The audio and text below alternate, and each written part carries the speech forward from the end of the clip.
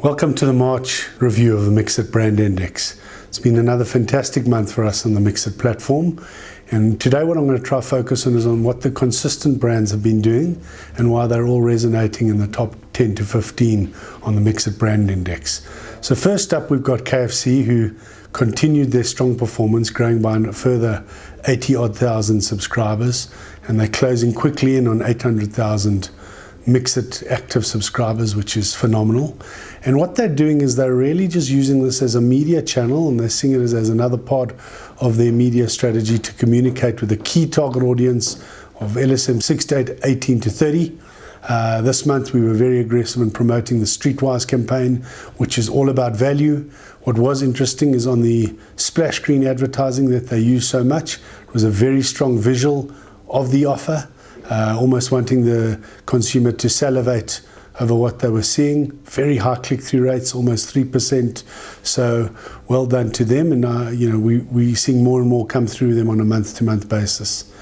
MTN continued their surge up. They're now at 32nd. They also grew by 80-odd thousand subscribers, taking a very similar approach to the likes of KFC, always on campaign that's now started. They're promoting retail handset offers, whether it's Hawaii or other MTN-related products. And again, this is resonating well with our user base, who's interested in advertising, who has an appetite for offers and deals, and clearly the telco space is of great interest to them.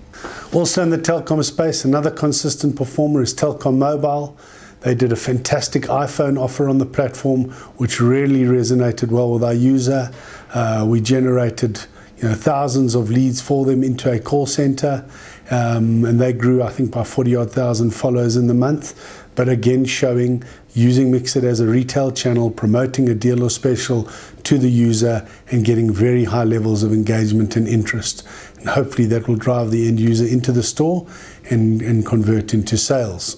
On a banking side, FNB remain the only real bank of any significance on the Mxit platform.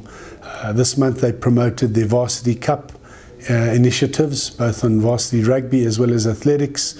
Resonated well with the audience. They stay in their position. I think they're almost closing in on 500,000 followers.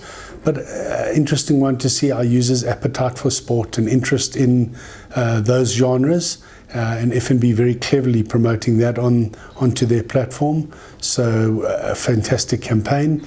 We also saw them introduce their branch locator, which is innovation in Mxit. Literally, you can click on a branch name and click out into Google Maps. So that's something exciting for the user, and obviously very new innovation on Mxit. From a content perspective, Big Brother Mzansi has really resonated with our user.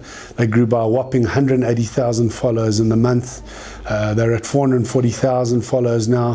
What really is exciting is the poll API tool, which sits inside Mxit and is very easy to set up in any app, which we know our user loves to play with and engage with. They've run one poll, I think, in the last fortnight. Who's been your favorite head of house? I think they've almost had 40,000 votes on that poll, which is awesome. That's almost a 10% engagement, which is just sensational.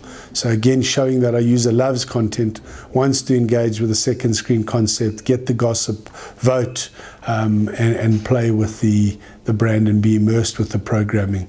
We're expecting to see more and more of this coming into the year across all the three major broadcasters.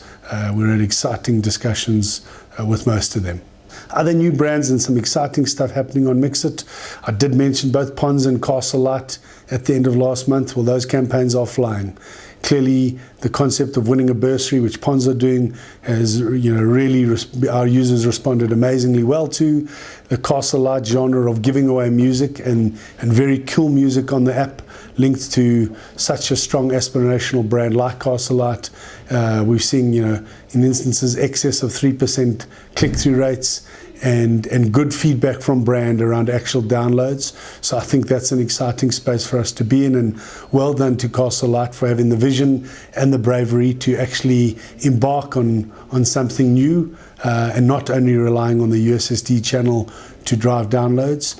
The interesting thing is for the user themselves, they save 40 cents because they don't have the USSD cost. And I think when we start seeing brands advertise that to the user in their above-the-line campaigns as well as on pack, I think you're going to see even stronger numbers on the Mxit platform.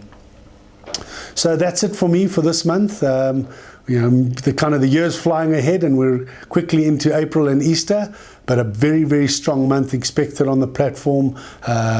Watch out the top 5. Samsung is planning some big stuff and I expect them coming at you hard. So I look forward to reporting back to you in a month's time. Have a great Easter. Cheers.